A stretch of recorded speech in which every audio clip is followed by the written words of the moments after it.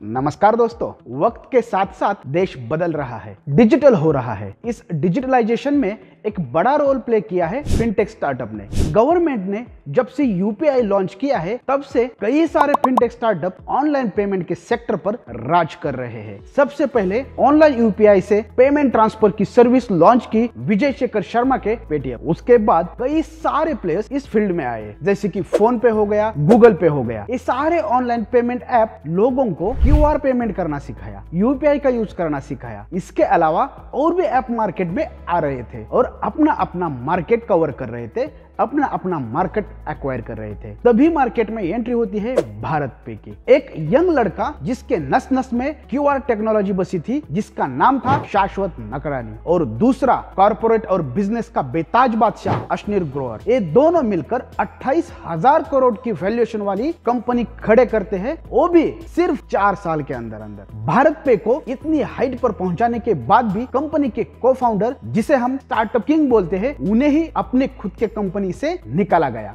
लेकिन सवाल यह है कि ऐसी क्या गलती हुई अश्नीर ग्रोवर से कि उनको अपने खुद के ही कंपनी का इस्तीफा देना पड़ा। और एक सवाल, क्या इसके बाद भारत पे कंपनी डूब जाएगी? विस्तार से देखेंगे इस वीडियो में। नमस्कार दोस्तों, मैं हूं शिवराज पाटिल और आप देख रहे हैं आपका अपना YouTube channel review for you.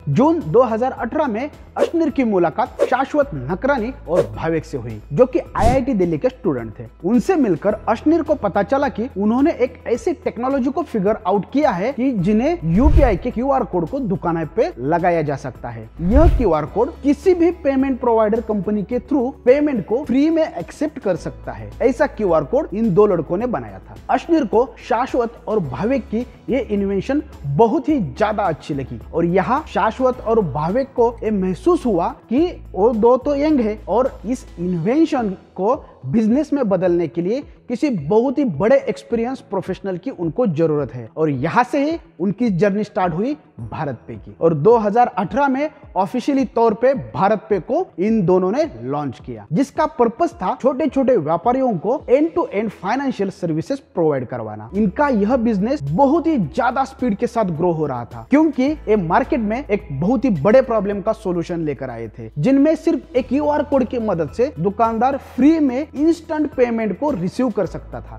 बहुत ही कम वक्त में इनके साथ करोड़ों दुकानदार जुड़ गए और ऐसे भारत पे बन गई इंडिया की सबसे बड़ी क्यूआर कोड प्रोवाइडर कंपनी। आज भारत पे के जरिए प्रतिदिन 50 लाख से भी ज्यादा ट्रांजैक्शन होते हैं। भारत में होने वाली सभी यूपीआई ट्रांजैक्शन में से 47% ट्रांजैक्शन खाली भारत पे प्लेटफॉर्म के जरिए होती है। आज भारत पे सिर्फ एक क्यूआर कोड प्रोवाइडर कंपनी नहीं रही, बल्कि यह छोटे दुकानदारों को मंथली एवरेज ट्रांजैक्शन के बेसिस पर छोटे छोटे लोन प्रोवाइड भी करती है। आज इन छोटे छोटे दुकानदारों को भारत पे ने 3,000 करोड़ से भी ज्यादा लोन डिस्ट्रीब्यूट किया है। आज भारत पे का रेवेन्यू 700 करोड़ के पार हो चुका है। कंपनी के टोटल एसेट की वैल्यू 20,000 करोड़ से भी ज्यादा है। यह बात बहुत कम लोग जानते हैं कि भारत पे सेंट्रल फाइनेंस के साथ मिलकर 2021 में एक बैंक स्टैब्लिश किया था और जिसका नाम है unity small finance bank limited. लेकिन दोस्तों, यहाँ सवाल यह है कि अकेले भारत पे सारे यूपीआई पेमेंट को कैसे बीट किया? इनका आंसर छिपा है इनके कमाल के प्रोडक्ट पोजीशनिंग में। अश्नीर ने 5 ऐसे काम किए जिससे भारत पे इतनी बड़े सक्सेस बन गई। सबसे पहले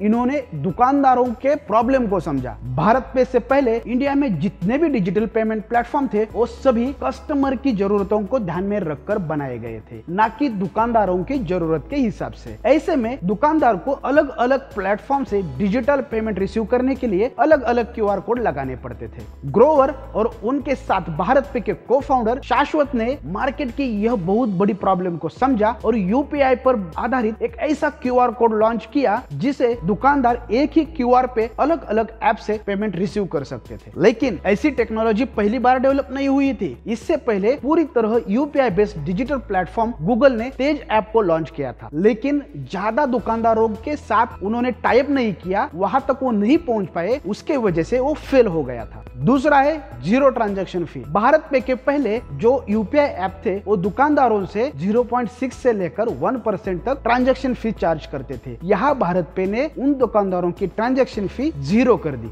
भारत पे ने अपने क्यूआर कोड के माध्यम से इस चार्ज को खत्म कर दिया और कंपनी के कमाई के लिए दूसरा रेवेन्यू मॉडल ढूंढा। तीसरा है लोन डिस्ट्रीब्यूशन। जब भारत पे ने काम करना शुरू किया तो सबसे बड़ा सवाल ये उठा कि भारत पे कमाई कैसी करेगी। अभी भी पेटीएम और फोन पे जैसे बड़े प्लेटफॉर्म हर महीने बहुत सारा कैश बर्न कर रहे थे और उनका सही से रेवेन्यू जनरेट नहीं हो पा रहा था, वो सही रेवेन्यू मॉडल पर नहीं आ रहे थे। भारत पे ने इसका भी सॉल्यूशन निकाला और माइक्रो लोन बिजनेस में खुद को उतारा और माइक्रो लोन बिजनेस डिस्ट्रीब्यूट। यहाँ अश्नीर ग्रोवर का एक्सपीरियंस काम आया। अश्नीर ने देखा कि छोटे दुकानदार डिजिटल पेमेंट के ट्रांजैक्शन के लिए फीस देने के लिए तैयार नहीं है, लेकिन अपने बिजनेस को ग्रो करने के लिए उन्हें छोटे छोटे लोन और उसके अगेंस्ट वो इंटरेस्ट देने के लिए तैयार है। जहाँ बैंक से लोन लेना दुकानदारों के लिए बहुत ही बड़ा झंझट था और इसी प्रॉब्लम को सॉल्व करते हुए भारत पे प्लेटफॉर्म ने अपने प्लेटफॉर्म के माध्यम से दुकानदारों को छोटे छोटे लोन दिए और उस पर 1% इंटरेस्ट चार्ज किया और इसी को ही भारत पे ने अपना रेवेन्यू मॉडल बनाया। जब दुकानदारों को लोन दिया तब उन्हें भी एक प्रॉब्लम फेस करना पड़ा, जैसे कि महीने का ईएमआई था वो चुकाने में दुकानदारों को बहुत सारी परेशानी आती थी। लेकिन यहाँ पे भी भारत पे प्लेटफॉर्म सॉल्यूशन ले आया, डेली बेसिस का ईएमआई।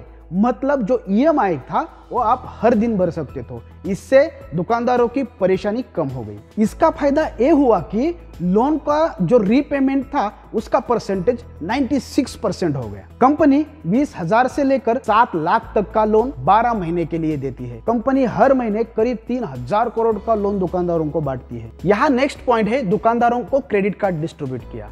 अगर आप जॉब करते हैं तो आपको क्रेडिट कार्ड मिलना बहुत ही आसान है, लेकिन ये जो छोटे छोटे दुकानदार है, विशेषकर जो रिटेल शॉप वाले दुकानदार है, उनको क्रेडिट कार्ड कंपनियां आसानी से क्रेडिट कार्ड नहीं देती थी। भारत पे ने समय के साथ साथ अपनी ऑफरिंग को बढ़ाते हुए दुकानदारों के लिए भारत पे डेबिट और भारत पे क्रेडिट कार्ड लॉन्च किया और इस पर उन्हें हर ट्रांजैक्शन पर 1% तक का कैशबैक भी ऑफर किया। इस कार्ड पर दुकानदारों को 30 दिन के लिए 25,000 रुपए तक का इंटरेस्ट फ्री क्रेडिट मिलता था। इससे भारत पे को अपना बिजनेस पूरी तरह से B2B पर फोकस करने और दुकानदारों के लिए एक वन स्टॉप फिनटेक सॉल्यूशन बनाने में हेल्प हुई। नेक्स्ट है टीम बिल्डिंग। भारत पे के सक्सेस का एक और राज छुपा है उनके टीम में। 2 को फाउंडर, वो भी अलग अलग फील्ड से, एक टेक्नोलॉजी में एक्सपर्ट तो दूसरा बिजनेस बिल्डिंग में एक्सपर्ट।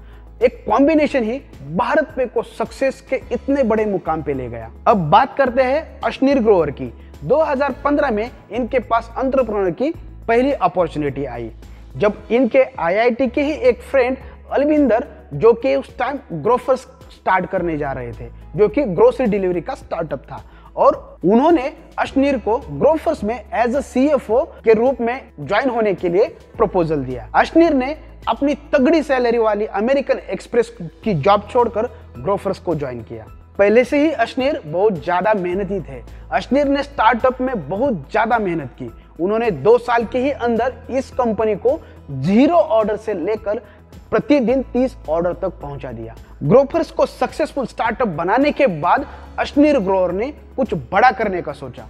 फिर नवंबर 2017 में उन्होंने पीसी ज्वेलर्स में as a head of new business के रूप में ज्वाइन कर दिया। पीसी ज्वेलर्स में काम करने के दौरान उन्हें जो नॉर्मल कस्टमर होते हैं उनका साइकोलॉजिकल बिहेवियर जानने का मौका मिला, क्योंकि यहाँ पर उनकी डीलिंग डायरेक्ट कंज्यूमर के साथ होती थी।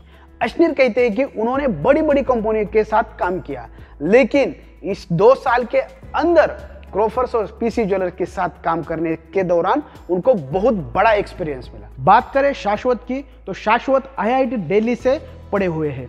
शाश्वत ने साल 2015 में आईआईटी दिल्ली ज्वाइन किया था और उन्होंने टेक्सटाइल टेक्नोलॉजी में ग्रेजुएशन किया है। इस कॉम्बिनेशन ने ही भारत पे के सक्सेस में बड़ा रोल प्ले किया। सब कुछ सही चल रहा था, कंपनी रोज सक्सेस की नई ऊंचाइयां छू रही थी। तभी अचानक से एक न्यूज आती है, अश्नीर ग्रोवर ने कोटक महिंद्रा बैंक में एक एम्प्लॉय को काफी उल्टा सीधा बोल दिया था, जो एक टेप रिकॉर्ड हो गया और वो टेप बहुत वायरल हो गया। अश्नीर ने कोटक महिंद्रा बैंक में एज ए सिक्योरिटी लोन के लिए अप्लाई किया था। वो इस लोन का पैसा नायका के आईपीओ में लगाने वाले थे, जहां से उनको कम से कम मिनिमम 500 करोड़ का प्रॉफिट जनरेट होने वाला था।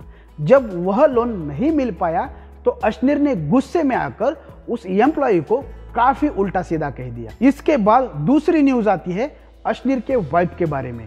अश्नीर की वाइफ माधुरी जैन पर कंपनी में फाइनेंशियल फेरफार करने के आरोप लगाए जाते हैं और उन्हें कंपनी से निकाला जाता है। इसके बाद तीसरी न्यूज आती है कॉर्पोरेट गवर्नेंस का एक नया इशू अश्नीर के साथ जुड़ गया था, जिसके लिए सेपरेट इंडिपेंडेंट फर्म को इन्वेस्टिगेशन के लिए अपॉइंट किया गया।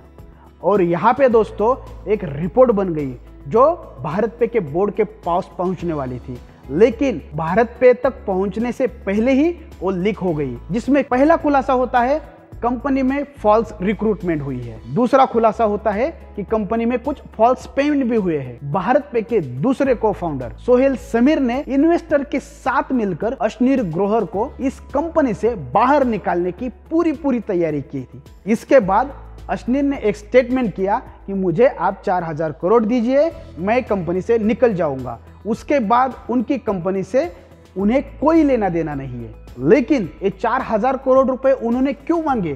क्योंकि उन्होंने 12% club, all in one QR code, post पे, ऑफिशियल बैंकर लाइसेंस जैसी चीजों में कंपनी के लिए बहुत एफर्ट डाले थे।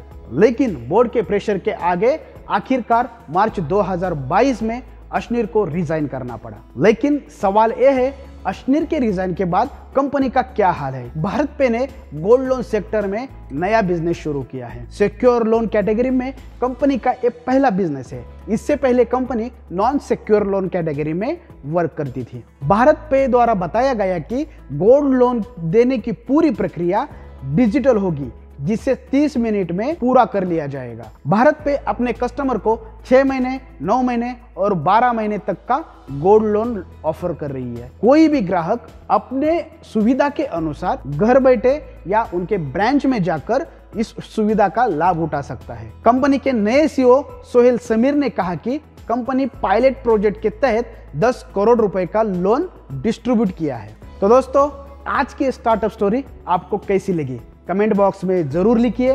अगर स्टार्टअप स्टोरी पसंद आई तो वीडियो को लाइक कीजिए और अपने ग्रुप में, व्हाट्सएप ग्रुप में फैमिली मेंबर के साथ इसे शेयर कीजिए, मुझे सपोर्ट कीजिए, चैनल को सब्सक्राइब कीजिए। मिलते हैं अगली स्टार्टअप स्टोरी में, तब तक के लिए this is Shivraj Patil signing off.